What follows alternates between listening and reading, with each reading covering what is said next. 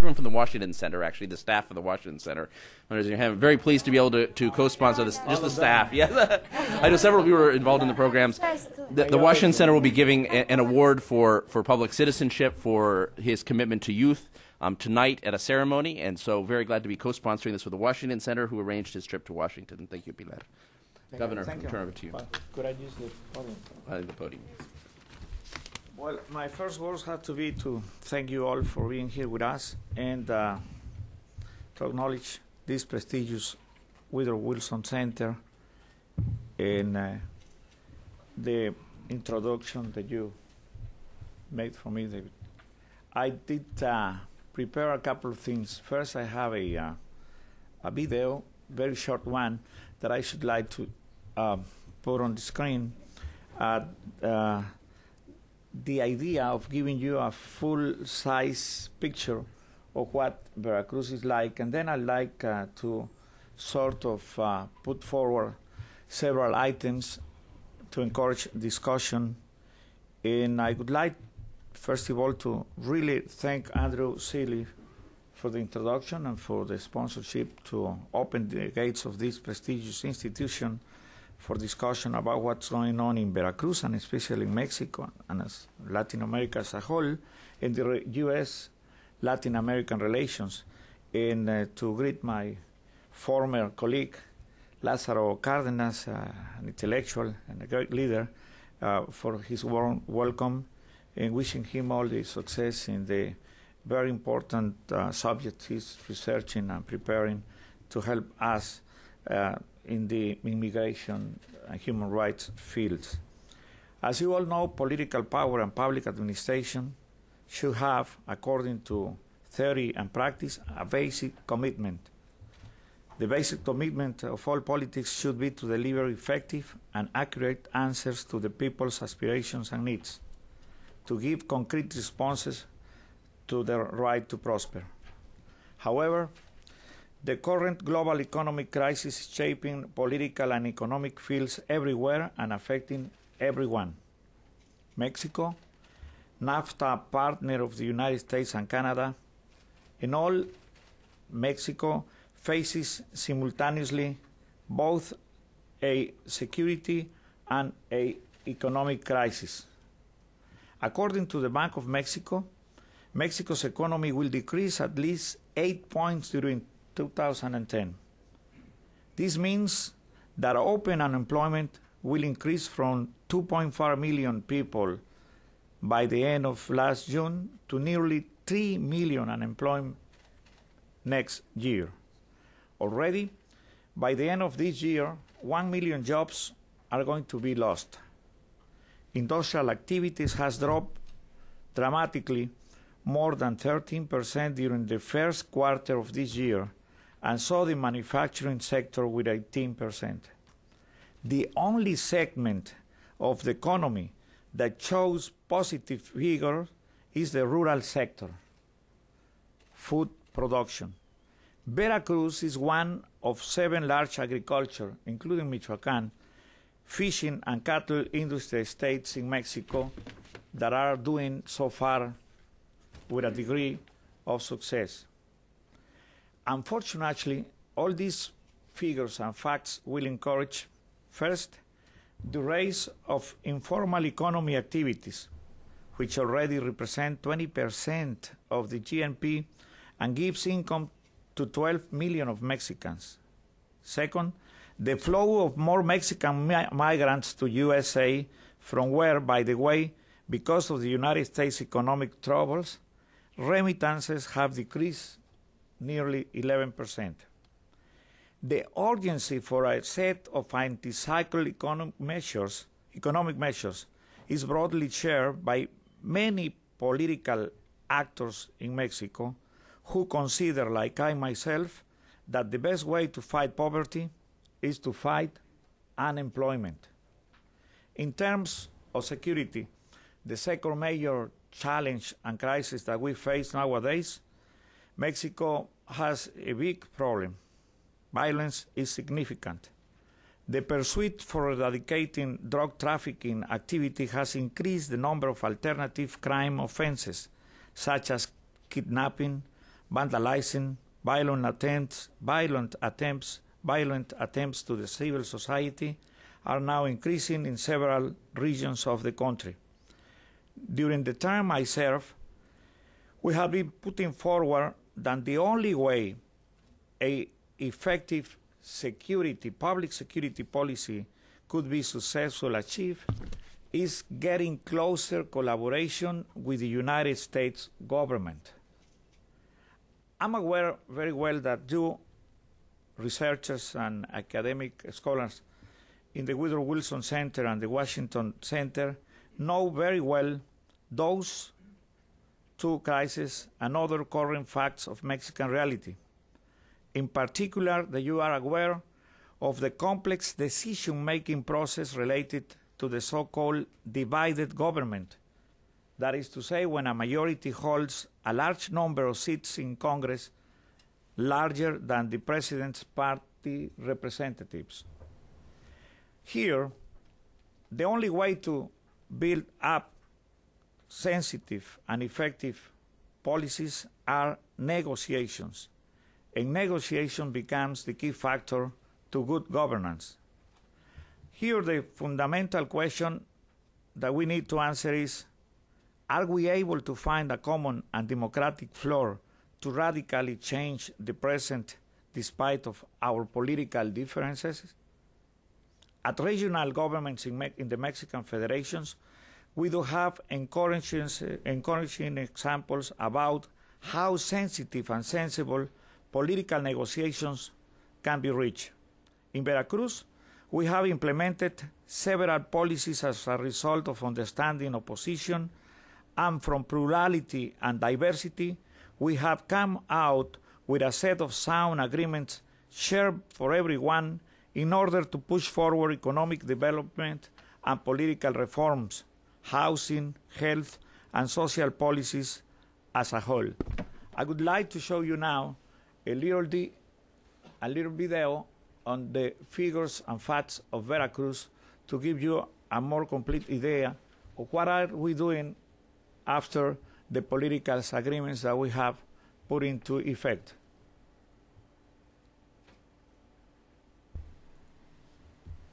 While it gets set, I will keep on and using my time to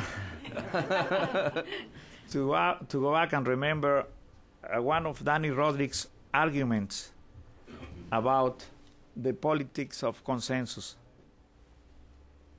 He says that the same way as individuals meet and deliberate, the same way they come to understand each other's viewpoints, to develop empathy, to recognize the value of moderation, internalize the value of common interest, and de-emphasize narrow self-interest, the same way we should have to understand each other's and build a strength from everyone. Democracy is not a luxury in developing regions or nations or states. On the contrary, democracy and participatory governance is a necessity and is of economic value, particularly in those regions where ethnic, geographic, linguistic differences, as well as economic and social differences, are widened, such as is the case of Veracruz, whose population of 7.5 inhabitants registers 1.5 Indian native residents in the Huasteca north part of the state, as well as the Totonaca, Middlelands, and the Olmecs in the south. We have always been strong supporters of democratic governance. At the beginning of the administration I served, and I say hello here to the very important journalists that I meet here in Washington and that distinguish our conference. At the beginning of the administration I served, that runs from 2004 to 2010, we signed a first governability pact with the different three government branches, legislative, judiciary, and the executive itself, and also with non-government actors as well as political parties in order to encourage representative democracy and participatory innovation in recognition of the culture and rights of Veracruz natives, Indian communities as well. The outcome of political agreement have been so far most encouraging. Foreign and national investment and tourism have energized this Gulf of Mexico's basin coastal area of Veracruz, revitalized towns, improved education, coverage and quality of modern education, devoted large and successful resources to sustainability and open health services to children and the elderly. A more propositive, responsible, and easy-to-reach administration had been able to take care of the reconstruction after 14 hurricanes that had hit our territory at the same time that engaging in a higher education reform and technology research for new energy. A meaningful legislative agenda that includes women's rights, economic support for small businesses, and self-employment has also worked well his way. We're doing fine in an anti-cyclical phase because the rest of our nation, unfortunately, is undergoing the effects of recession. Our public finance in Veracruz is managed under the highest criteria of transparency and accountability. During the past 4 years, the state public administration has optimized the expenses and has orientated them to high-impact social development projects. It is important to mention that we have incorporated innovative tools of public management in order to make tax collection less painful for the citizens and make the flow of resources between state institutions more efficient. We cannot afford wasting money nor time, so we believe in the efficiency and training of public servants so that we can empower them to perform a better service to the public. We run, with state funds, the largest scholarship program abroad. Every year we have sent 40 students to the Washington Center, and we have more than 1,000 in 62 different countries to get prepared to take their responsibility when the time comes, and the time looks is now. Last year, in the middle of the biggest economic crisis in the recent history of the world and of Mexico, Veracruz Congress successfully placed stock market titles for 189 municipalities or counties. This was the first time in the history of Mexico that a state makes such a financial operation, being an example to innovative ways to access public funding for development projects. The biggest stock market operation from local public funds in the history of Mexico was translated into the completion of 1,000 infrastructure projects.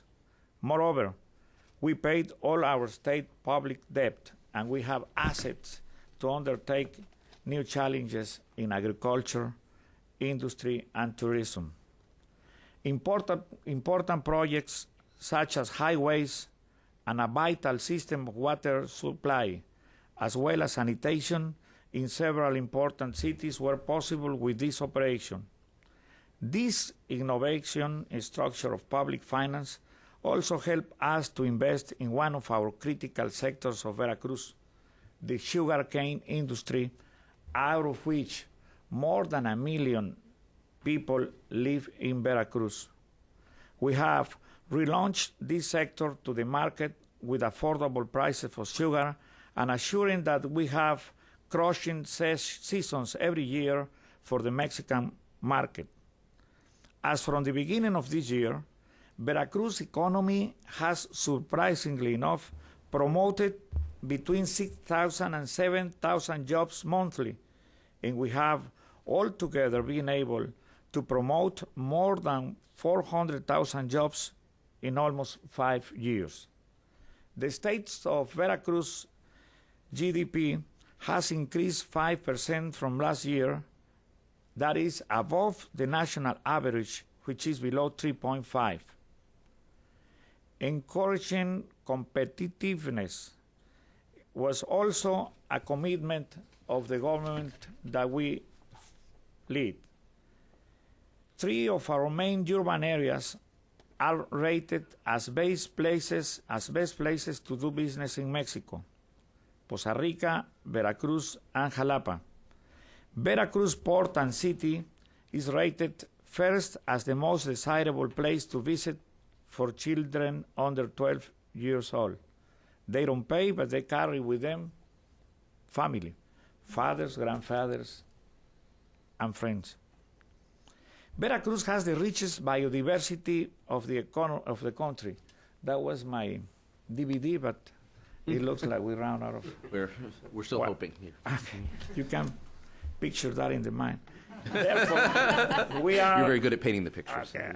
We are extremely careful with the impacts that development could have on our natural resources. This great state that has a lot of problems, of course, but has also a lot of potentials, assigns a lot of money to reforestation.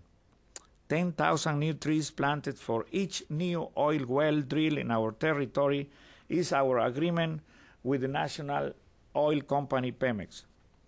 The cost of opportunity considered by some economists as externalities for us are internalities because they are the core of Mexico's infrastructure. Veracruz is the energy state of Mexico. I did prepare too a written pamphlet. I don't know whether they have it. ¿Tienen el libro rojo que traía para aquí también? Sí. I hope that. We'll make sure it's on the table so people can grab it as they need. You have plenty of information there. Veracruz is the energy state of Mexico.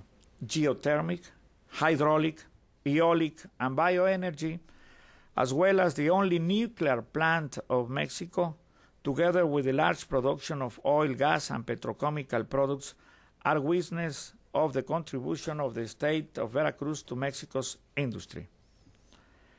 We share the idea of the Woodrow Wilson Center that Mexico and the United States need to move towards a strategic partnership that I read in the blue book you gave. We agree that security cooperation is important to confront organized crime.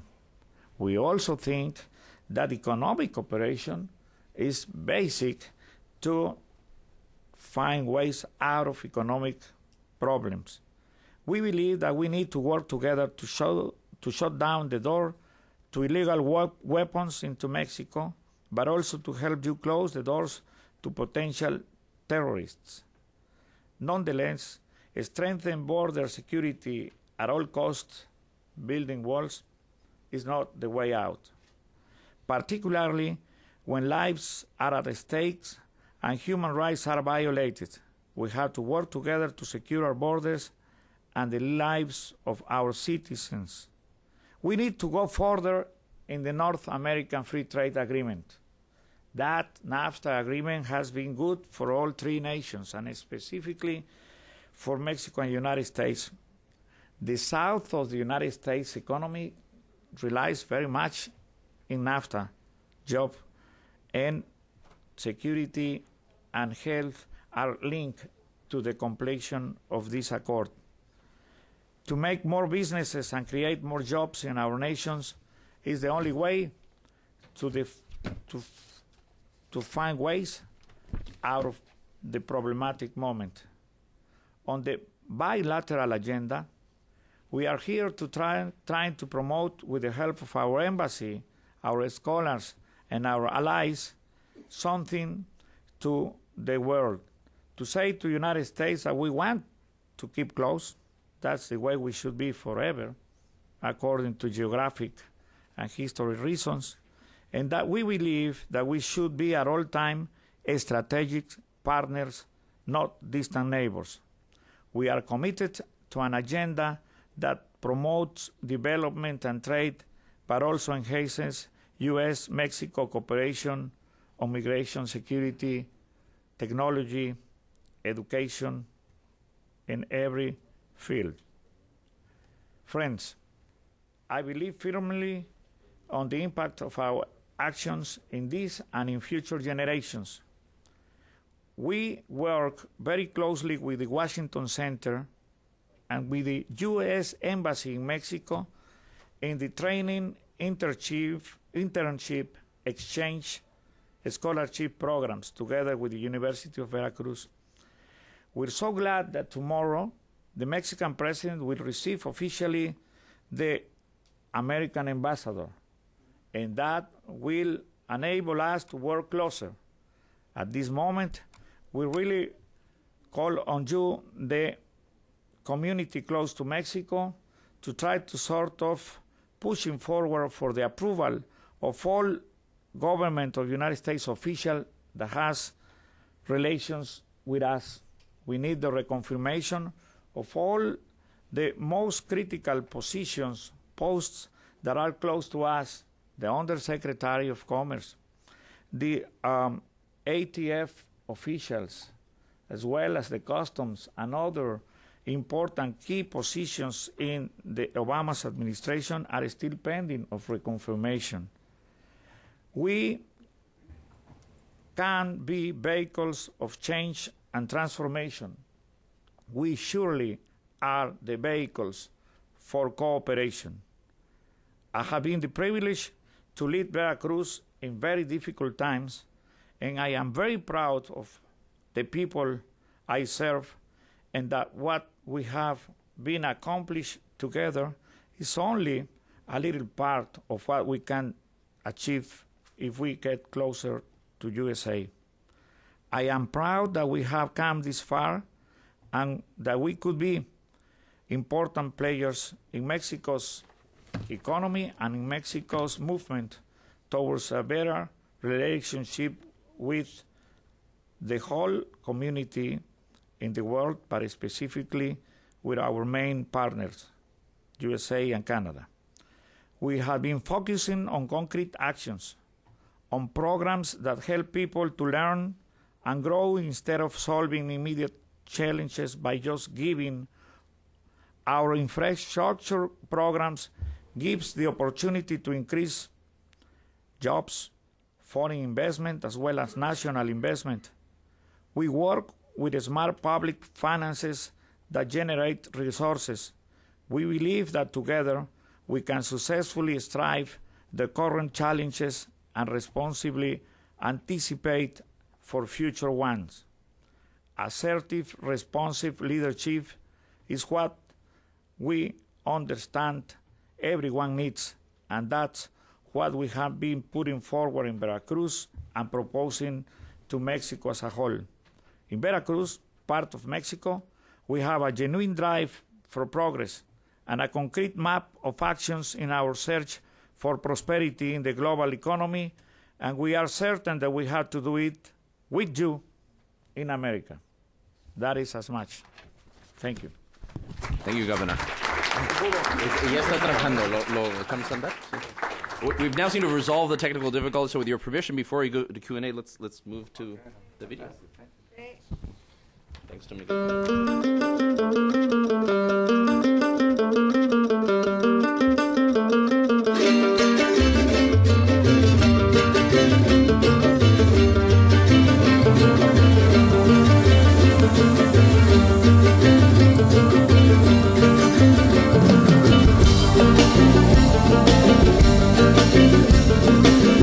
Come and live Veracruz, the state that has it all. The state of Veracruz is destined for greatness and progress. In this territory, the cradle of three of the most important Mesoamerican cultures, the Olmeca, Totonac, and the Huasteca, there are the resources, talent, and the opportunities for energetic, leading-edge development.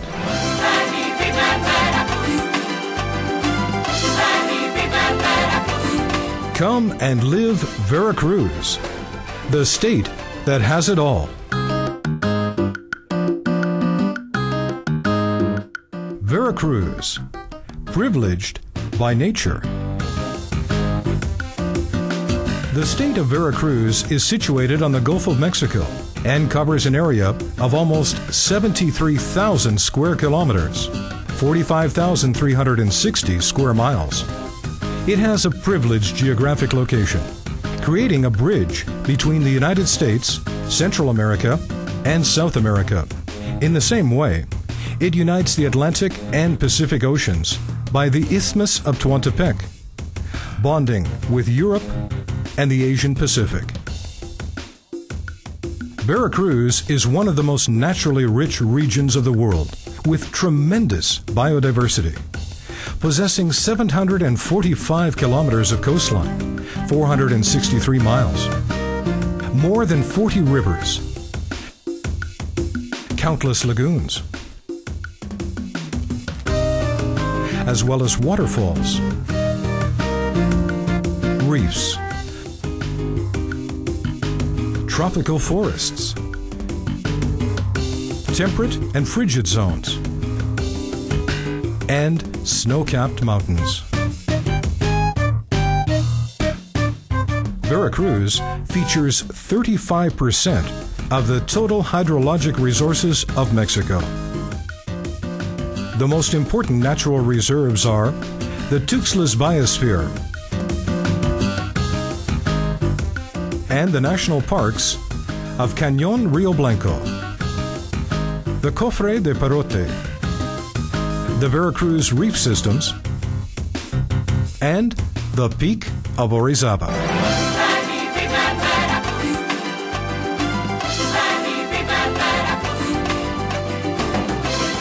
Veracruz, from grandness and history.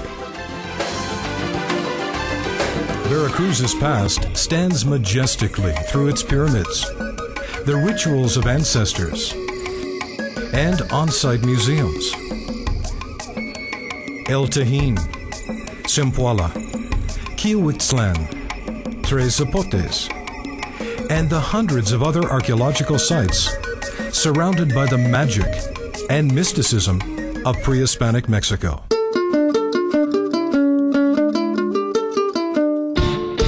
The first city hall on the American continent was established in the territory of Veracruz when the Spaniard Hernan Cortez and his crew disembarked to found. What? Okay. Really didn't like the disembarking there. Oh, Okay. when it was getting interesting. Oh no, we may have to. Let's see.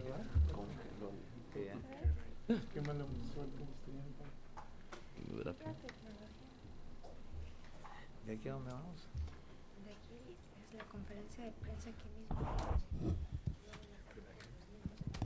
Y de ahí al IDD. Una foto con los chavos en la casa de algunas preguntas de los medios. No, me preguntaba solo que sería. Yes.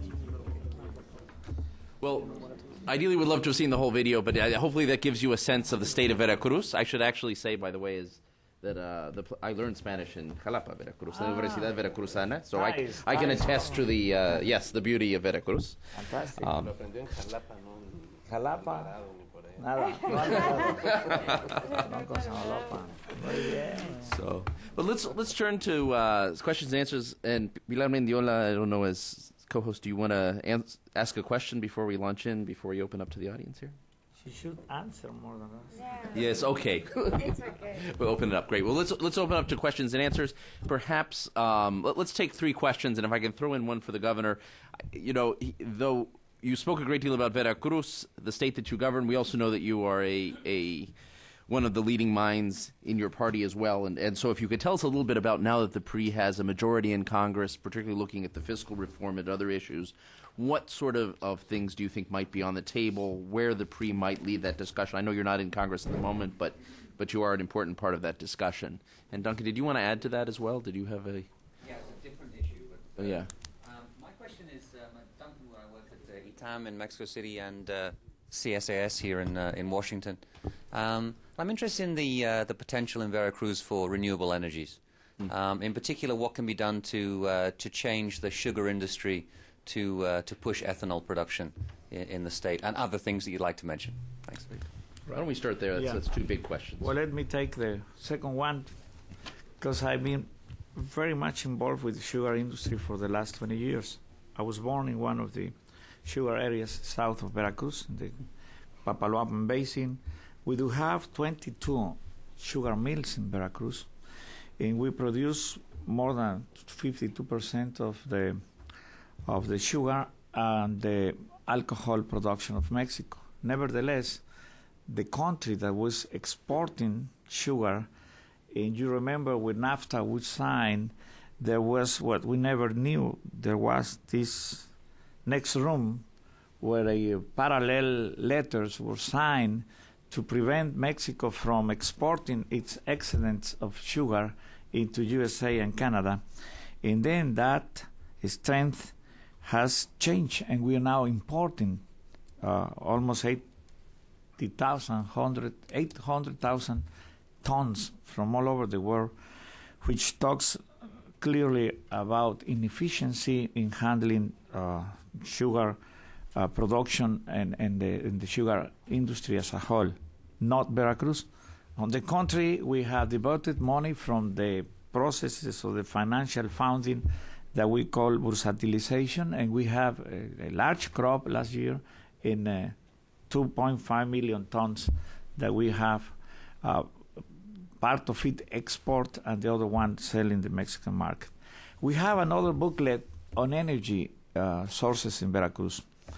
We are an energy state, but we believe that fossil sources of energy, because of weather, climate, and because of all things related to economy, should be changed. Recently, for cultural reasons, I had to pay a short visit to Emirates, Abu Dhabi, Dubai, where most of the oil of the world is produced. And I found something that really surprised me. They don't use a single barrel of oil for energy production. They all are in nuclear as well as geothermic and eolic energy for inner consumption, so that they sell every single barrel out of 12 million a day to the United States, basically. And that shows that we have been doing that task in the proper way. We're putting forward innovative programs, technology research, and we have established the 3 major solar panel production plants in San Andres Tuxtla. Already developed 2 programs of introduction of electricity to very remote and small towns in the inner basin of the Papaloapan River. To compare the costs with the Federal Commission of Electricity, it would have cost $10 million, and it only was about $500,000 to introduce solar projects there. We are now working with 5 bigger anemometers, which is these mills, the eolic mills, together with German industry and with the Spaniards in the state of Veracruz, in the valleys of Perote and up north of Tamiagua, to use wind that we have a lot to create or produce energy. As we have 35% of the sweet water of the country, and we have so very many because of the orography reasons, mountains and so on, we have more than 10,000 falls where clean hydraulic energy can be produced. At the moment that we speak, a large dam, hydraulic producer dam, is being built up in the mountains of the Great Mountains of Songolica, and 2 other major projects by the river, following the European Dutch way of producing by the rivers with these big wheels, are being built in Jalacingo, in the northern part of the country, of the state of Veracruz. So we are in hydraulic, we are in a sugar industry, electricity production, co-production we have already in, but basically we are in the biological production. We are in the humid tropic. We have large produce of both corn that we believe has not to be used to make ethanol, but we have sugar cane, and we have a closer technology agreement with Brazil to grow ethanol sugar cane, not to sugar but to produce energy. And we face now the challenge of transforming our sugar industry into an energy industry such as that one of Brazil and Guatemala and Thailand and some of the other countries. So, including geothermic energy, we are in that working too. In clear terms, there is plenty of opportunity to invest for the legal structure of the Mexican economy in the field of generating independent energy. There is no limit for foreign investment. That gives us an enormous chance of making good businesses and produce clean energy. We do not want more nuclear plants, but we have a lot of resources to produce energy to offer. Now, about the moment that we live and about the things that we are now trying to discuss in order to find ways out for Mexico. As you know, in the last few hours, a election was held in the states of Tabasco and up north in Coahuila. The outcome shows clearly that people is looking at PRI as a most sure and reliable proposal.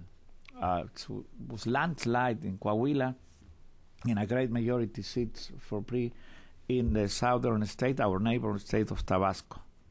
That's following the same trend of 5th of July, where the House of Representatives was renewed. It looks clear that Mexicans want a change of economy. They want a change in many ways. The government is being conducted over the last 9 years. It is clear now also that alternative government or just different parties ruling the country is not the solution to every problem. But it is also clear that we have to share responsibilities, and it looks clearly that people want and hopes and demands that PRI plays the role that the country wants PRI to play. That is to say, because of the experience in government, they are demanding that PRI puts forward the proposals that could be solution for both the economic and the security crisis. Yesterday I had to arrive in Washington late in this morning because of the fact that when I was coming to take my flight, I was convened by the national leadership of the party, by Beatriz Paredes herself and other colleagues, to have an urgent meeting to take a joint decision with our representative. Yes, I am not in Congress, I'm not sitting there physically, but because of the link of governors with representatives, at least 26 of them are from Veracruz, we have a responsibility and we share common interests. Yesterday we discussed what to do with the economy and how to come out with a set of proposals that without damaging the poor and without damaging the public finance would show a way out of the economic crisis that is hitting the nation. I believe that tomorrow when Congress votes the instrument of the new taxes, and later on when they vote the budget, the PRI will show the responsibility with the proposals that are accepted by government will fight not only poverty, which is a social aim, but to fight unemployment. Best way to come out of an economic problem, personal or family, best way to build a present and a future is to offer jobs. And that is the emphasis we want to put into the economic and the social policy of Mexico. It's not that going there with programs such as Oportunidades, and so many other programs, just giving money away. We rather take the Chinese way.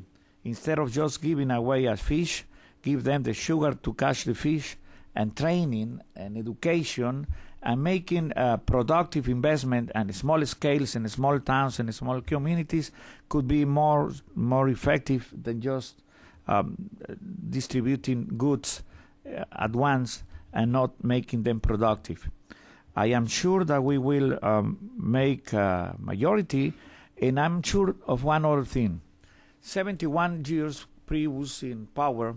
In all of those years, although failures and anything that you could charge PRI with, PRI also had always the clearness and the clear perception that the agreements should be taken with the main opposition party, and that was PAN. And we hope now, and we have been convening President Calderon to come to terms and to cut an agreement with PRI in different fields so that we can all together find ways out of recession. Of course, PRI wants, and that is the aim of any political party, wants to come back to the main office of Mexico in 2012. But we all know that in order to be able to do so, we need the power to exist and to be strong enough to be desirable. And as a former president of PRI, Jesus Reyes Heroles, a very important scholar, once said, in Mexico, if the president does bad, the country goes bad. Because of the political structure of the presidential system, all political parties have to play a very important role. Now discussion is, should PAN and PRD get together in coalition to put forward candidacies at the local governments that are going to be renewed in 2010? 10 states will go to election and 4 others will go to legislative elections. Well, that's another discussion that is currently taking place in Mexico, and that is for the different political figures to take decisions on which. But at the moment, the things Mexicans want to be assured there are solutions are economy, jobs, and security. And those are the 2 main things that we, as PRI members, as governors, and as a close, responsible leading figures with the representatives in both houses, where we have the large majority, which is the House of Representatives, and the Senate, where PAN has a bigger amount of votes, we mean to come out in the next few days with decisions not only for this year, but for the following years, so as to make everything work. Of course, we know that many things, or most of our economy link as it is to the United States, will follow in economic terms the pattern that the American economy follows. But it looks like the rebound is already taking place. And we should be ready to do the rebounds, and at the same time moving in the construction of political accords or political agreements that, as I said before, are the only way out of the crisis. Mm-hmm. Thank you, Governor. Let's open it up. Ambassador Pellicer and Dr. Shirt. Well, I'm going to make a question which is related to my specialty, which is Mexican foreign policy. I think there is a general impression abroad that Mexico is not playing the role it should play in international politics. The image of Mexico abroad is deteriorating. And that is because Mexico abroad is being regarded mainly through the problem of violence. I don't know if you saw Saturday's first page of the New York Times. Well, it was all about violence in Mexico. And, well, some scholars here have pointed out to me that maybe that's useful. It's useful because it keeps the attention of United States Congress in the problems of Mexico, and then that can contribute to cooperation in the field of security. But the truth is that the whole image of Mexico is very bad. Instead of being regarded as an attractive economic partnership, it's being regarded as a problem. And I think there is a sharp difference, for instance, in the image of Brazil as a world leader and the image of Mexico as a problem for the United States. And I think that won't be good for future cooperation in other fields than security, especially in economics and social problems. And my question is, supposing that the PRI goes back to power in 3 years, you'll play an important role, whatever, because you are a very well-known personality within that party. My first question is, are you aware of the bad image of Mexico abroad?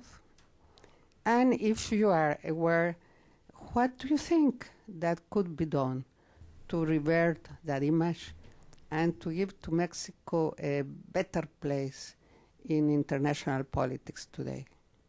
Okay. Thank you. Okay, a couple more. David Shirk, and then we'll go to Norm Bailey here.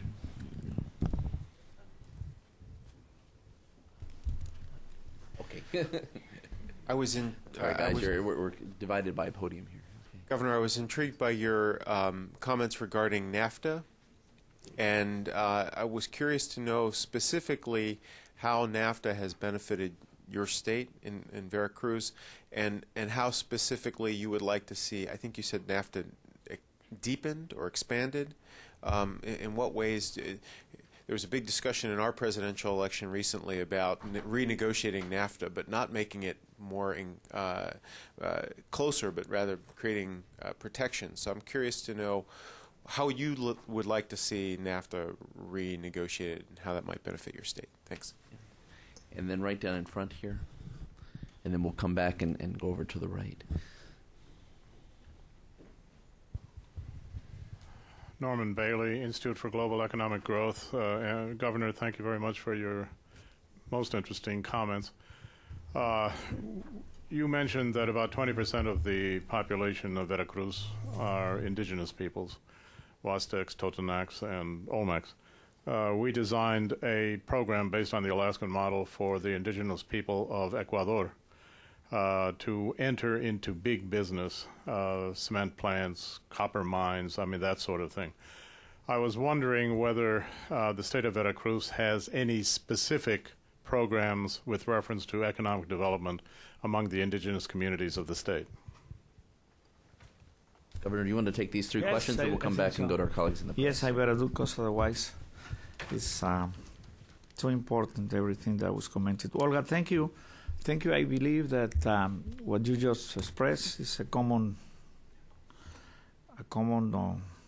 worry shared by many political actors, specifically those that were, like I myself, in Senate and in charge of helping the executive branch of the power in Mexico to conduct and to build a very prestigious foreign policy that were for many times or many years the leadership of Mexico a sort of reference for international conflicts and for the creation of the international community. I had this morning a very important breakfast with Mexican ambassador to USA, Arturo Sarabgan. And the point was always like, it's been written and said in Mexico, Brazil is now playing the role that Mexico did. Why? When you look at the figures, since the losing of power by PRI in 2000, that is to say the transition of government, or la alternancia, the new party in power, Mexico has opened in the world, you know how many embassies? 1, 2, 3, 4. The same period, Brazil has opened 35, and it is about to open another 10 in the rest of this year. Even Cuba has more embassies than Mexico has now. Well, that shows one thing, that we are not putting the emphasis in the international activity as we did before, and that was a mistake. also, when you take into account the discussions that we are now conducting about how to reduce the cost of government, first thing the government is proposing is to close embassies. Say, what else are you going to close? I mean, of course, I know that the United States has the center of our activity and interest for one reason. 35 million Mexicans live or are in the United States area. And that's one thing we had to do at the same time that conduct a policy that is based on principles, history, and a most impartial role in the international community. How can you win international seats in the international bodies if you don't have a activity with the allies or the nations of the world? That's the reason why we lose the bid to become director of the Organización Mundial de la Salud, World Health Organization, or the UNESCO, or OBS. Wherever we go, we lose because of the fact that we don't have as much allies as we do have, or we did have. The same way the relation, the bilateral relation, and the NAFTA relation was being conducted had to be reviewed recently. I'm very glad of the effectiveness of Ambassador Sarukan and other parts of the foreign service, the foreign Mexican service. In case, of course, PRI gets back into office, that will be, I think, a major point there. It is not only of the fact of economy success of Brazil or the international leadership of that country that we don't look or regard as a competition. Everyone has a place, everyone has a role, everyone has a commitment. But Mexico has a great responsibility with Latin American countries and with third world. If you look at the speech pronounced by Lula in Amsterdam, or no, Denmark, when he won the Olympic Games, he was mentioning that North America, and he included Mexico in North America, had already had the Olympic Games once or twice in life, and they did not have. And he was claiming that he was Latin America.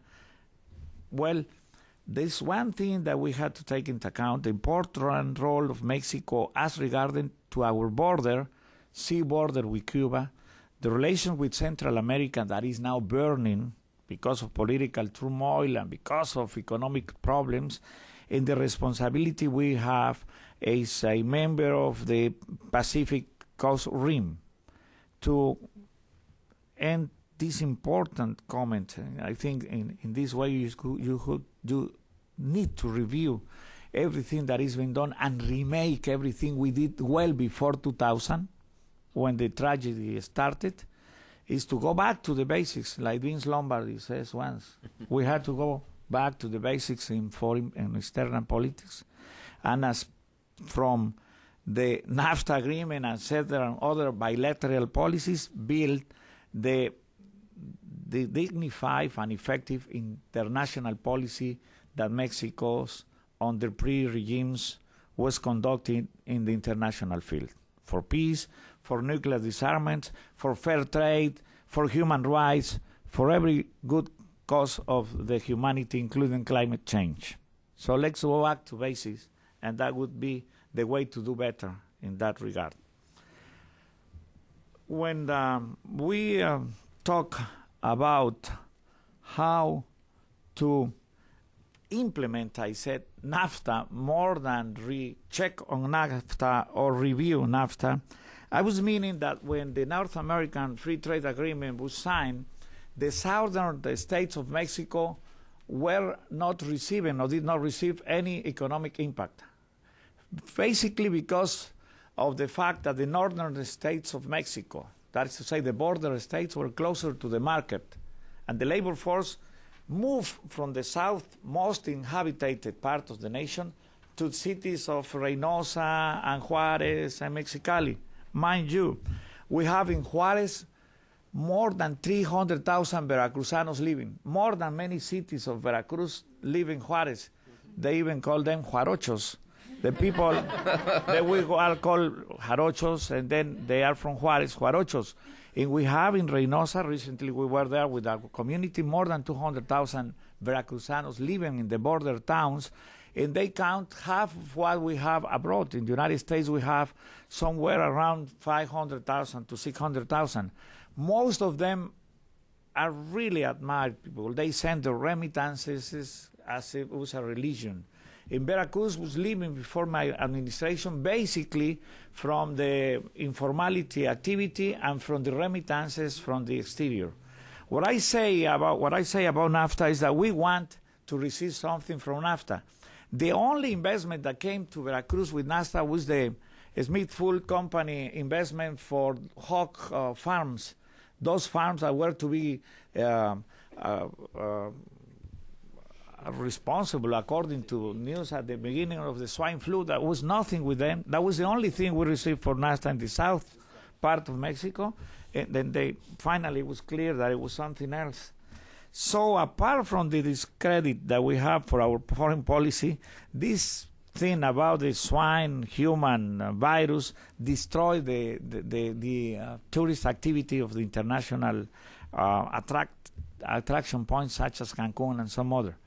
We want NAFTA because we believe it is a fair agreement, and we believe this more now that we are large producers of food, primary sector, and those agreements also include the parallel letters that prevented us from a lot of things, specifically exporting our sugar to the American and Canadian markets.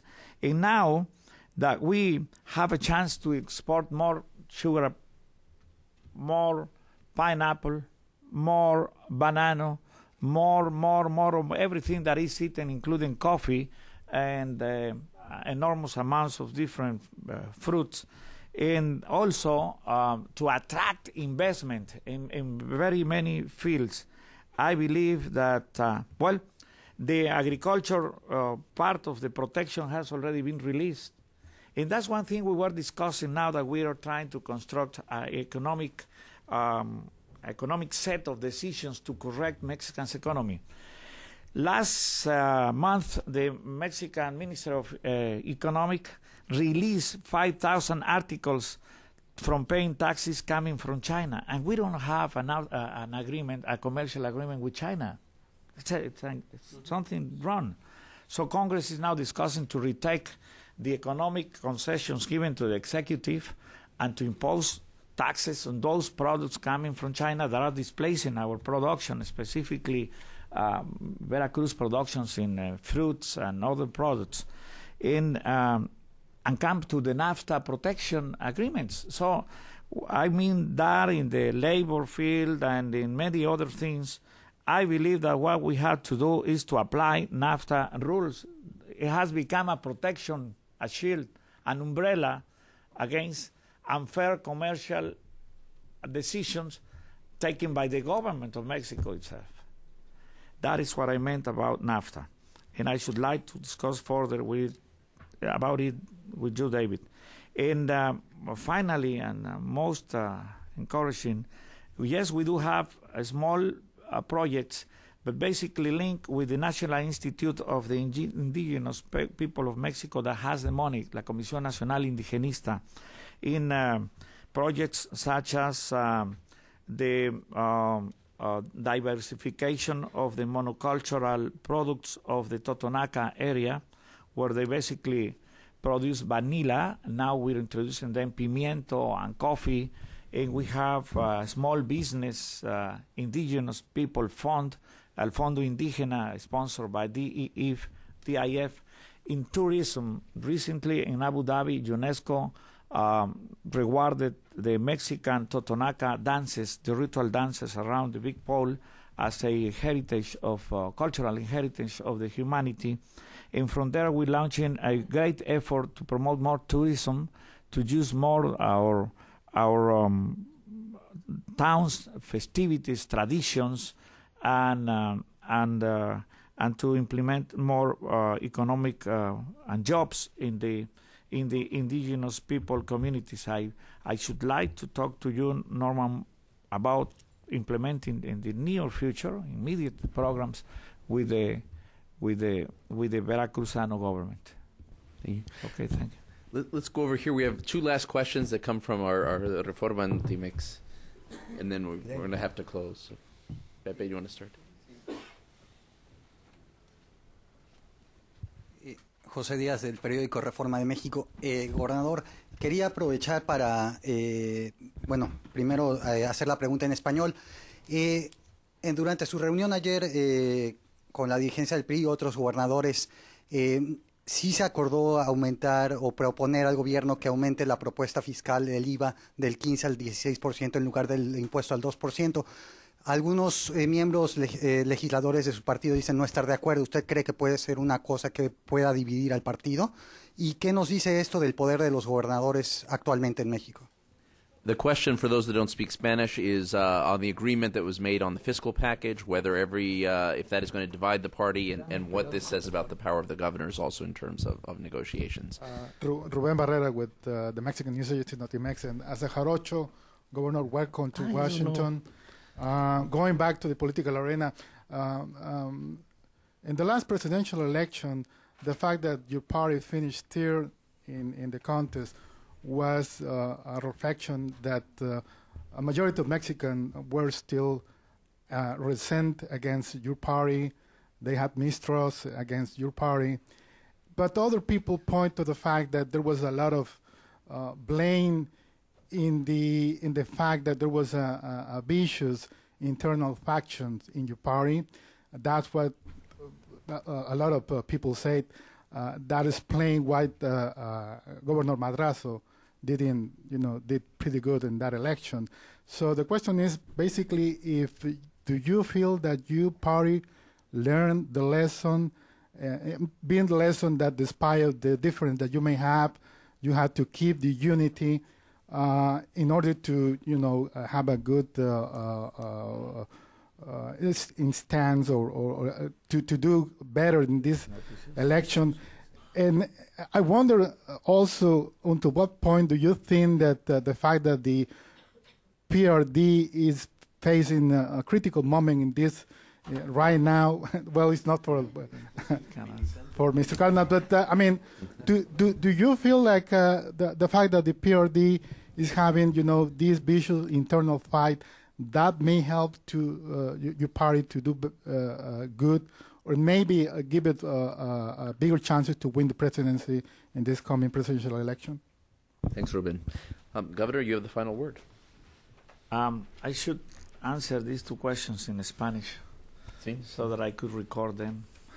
¿Quiere contestar en español? Yes, if you don't mind. Okay. I believe most of you speak Spanish too. We'll do a quick summary English translation at the end, just very quick summary for anyone that doesn't speak Spanish. I was reading the morning press that the embassy gave me. They always provide this. And I was seeing the first page of... I was speaking Spanish. The sign that you're truly bilingual when you... you don't think you're speaking. I've read in Reforma, that's what you mentioned, lo que preguntabas, ¿no? Dice, van PRI y Secretaría de Hacienda y Crédito Público por IVA. Dices, a ver... Parto de dos consideraciones. Primero, nuestra reunión ayer de 8 gobernadores y los liderazgos de la Cámara, los 10 diputados del equipo económico, la dirigencia del partido.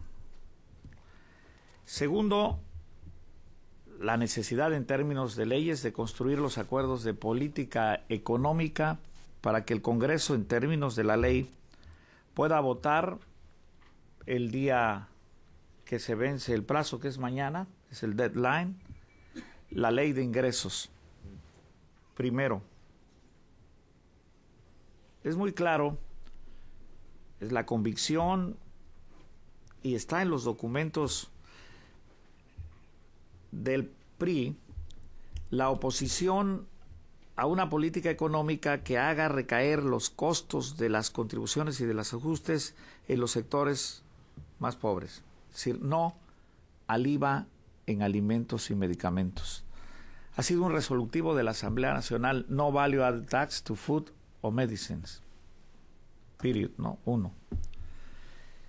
Segundo, no rehuimos el esfuerzo que tenemos que hacer todos para pagar impuestos, pero creemos que esto se puede y debe lograr con eficiencia recaudatoria. Primero, ampliar a la base de los que pagamos los impuestos.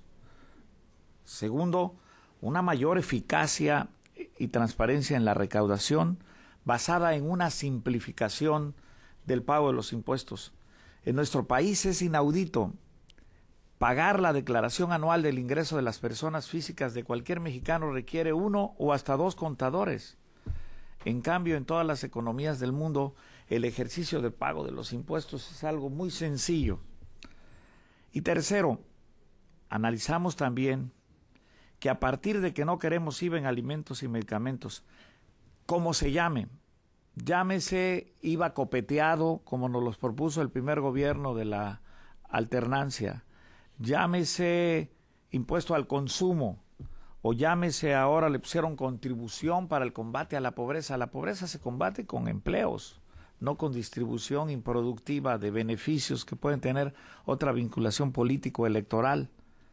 Para agregarle al padrón de 5 millones de oportunidades 1.500.000 electores en las zonas rurales donde ha tenido el mayor pérdida de votos el PAN, pues no era una propuesta válida. No al IVA en alimentos y medicamentos, no a la contribución que se planteaba. En México, en todos los países del mundo, quien tiene el gobierno es quien tiene que hacer las propuestas de política económica y las propuestas de impuestos. Es decir, el PRI no va a ir a proponer impuestos de ningún tamaño. Digo, pues eso no está en la lógica de una oposición. Tenemos que ir a la construcción de los acuerdos, pero no a la propuesta de las recaudaciones. Esta nota, por lo pronto, no se lleva con lo que ayer discutimos y lo que consideramos. Nosotros no estamos proponiendo que suba un punto el IVA del 15 al 16, aunque vemos que en el mundo hay IVAs muy elevados en todos lados, incluyendo los de Sudamérica. Ni tampoco estamos proponiendo el IVA arriba en las fronteras. Esa no es la tarea del PRI. Cuando tengamos el gobierno, cuando lo tuvimos, hicimos la propuesta para establecer el IVA. Y lo pagamos con votos, y lo pagamos con la persecución que nos hicieron los que habían coincidido con nosotros, que era el PAN, para la construcción de ese acuerdo. Es decir, hay un costo político que pagar en los instrumentos de política económica. ¿Qué sí está proponiendo el PRI? El PRI está proponiendo reducción de los gastos del gobierno. El gobierno del PAN le ha subido al gasto corriente en México 100,000 millones de pesos año con año de manera consistente. Los 6 del presidente Fox, los 3 del presidente Calderón han subido 900,000 millones de pesos. ¿Dónde están? En una burocracia pesada en las delegaciones que vale 233,000 millones y 8,000 de gastos de operación, en gastos innecesarios de carácter improductivo y en programas erróneos y en inejecución de la aplicación de los recursos. Allí es donde el PRI está requiriendo del gobierno un ajuste del tamaño que le está pidiendo a la sociedad. Yo dije algo, no se vale clavarle el diente al pueblo y nada más aquí hacerte una raspadita. Lo que nuestro equipo económico de la Cámara de Diputados, que encabeza Carlos Rojas, ha propuesto, y entiendo que vastos sectores de las alas progresistas, sobre todo el PRD, están coincidiendo, es reorganizar la propuesta del gobierno y buscar una alternativa y que escuchemos del gobierno cuáles son las rutas. ¿Qué sí propone el PRI? Reajustar el precio de la propuesta del barril de petróleo. El gobierno lo está proponiendo a 53 años, a $53 el barril. A ver, nosotros sabemos que el año petrolero va de junio a julio, no es como el fiscal de México. Y ya las perspectivas de los precios del petróleo ya están para el 2010 a diciembre, anda por $80 el barril. El PRI lo que está proponiendo es ni siquiera llevar el precio del barril de petróleo a como anda ahora, 6.4, 6.5. Está proponiendo algo muy sensato, llevarlo a 59.95 y protegido, realista y muy protegido. Cada dólar en el precio del barril de petróleo son como 12,000 millones de pesos. Por allí le reducimos a la necesidad de clavar impuestos. 2, que ha propuesto el PRI también, pues algo muy sensato, usar de las fortalezas financieras del gobierno. El gobierno ya se movió a bursatilizar los fondos de las AFORES. bienvenido. Ya se movió a proponer una ley de inversión pública y privada que puede traer inversiones en refinería y otra. Ya se movió una serie de instrumentos que, como en Veracruz, han funcionado. Después de que sus propios diputados lo han atacado y sus personeros han denostado, ahora reconocen que es eficaz. ¿Y qué le estamos proponiendo? El déficit. El déficit de Estados Unidos anda por el orden de los 14%, y lo primero que hizo el presidente Obama cuando tomó las manufacturadoras de autos y las aseguradoras y los bancos fue mover el déficit. El déficit de España anda por ahí también del 12%, todos los déficits andan así. El déficit de México anda en 0. Que hay que mover la ley de presupuesto y responsabilidad. Lo que están proponiendo es el 0.5%, es decir, 60,000 millones de pesos del déficit. Ahí el PRI ha dicho ni siquiera llegar al 1.5, que podría ser sensible y que no pasaría nada con las calificadoras de la deuda externa de México. Se ha propuesto que se mueva del 0.5 al 0.8, que son 102,000 millones. Eso no afecta. Y se ha propuesto una serie de medidas de articulación, pero lo que ayer hablamos fue de darle, como es cierto, todo el poder a los diputados y a los senadores. David dijo algo muy importante al principio. Él no es legislador, pero es gobernador. Cierto, cada gobernador tenemos nuestra representación allí, unos más, otros menos, eso también es cierto. Pero lo real es que en términos de política económica, hasta que no están votados los impuestos o hasta que no están votadas las partidas del presupuesto, no hay nada escrito. Y ahora todo el poder está depositado en el diputado Rojas Francisco y los diputados que integran el grupo de negociación económica del PRI en el Congreso.